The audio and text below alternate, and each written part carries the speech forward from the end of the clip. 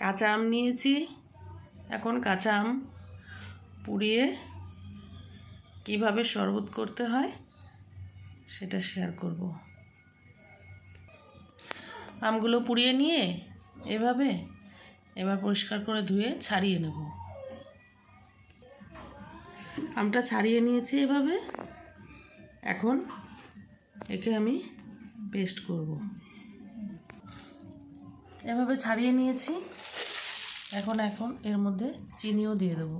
চিনিটাও তাহলে একসঙ্গে সুন্দর মিশে যাবে। চিনিটা দেব পরিমাণ মতন।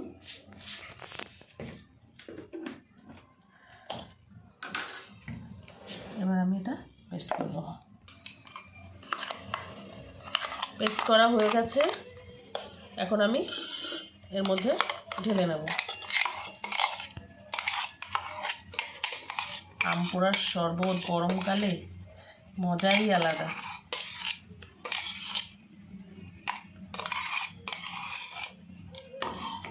এবার আমি এটাকে জল দেব।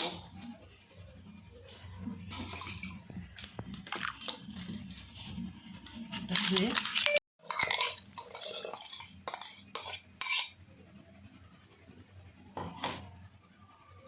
জল দেব পরিমাণ মতন।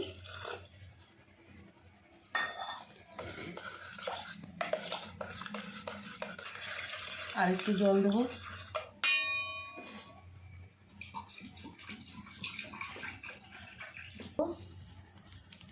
জলজিরাটা দিলে টেস্ট হবে।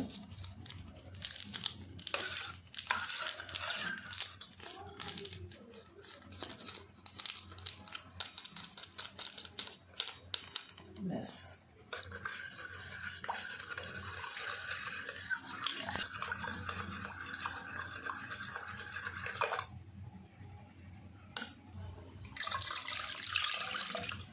এভাবে ছেঁকে নিচ্ছি।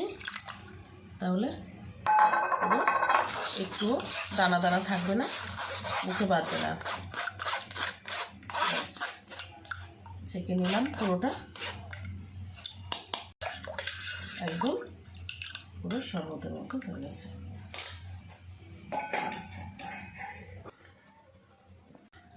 গরমকালে লস্যি পাশে থাকবে। এরকম শরবত যদি পাওয়া যায়, শরীর মন সব ঠান্ডা হয়ে যাবে।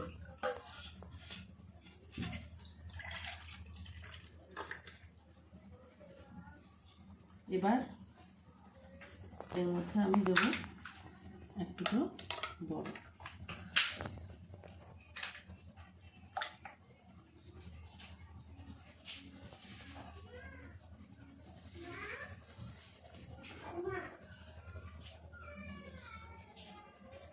এই যে আমাদের শরবত রেডি।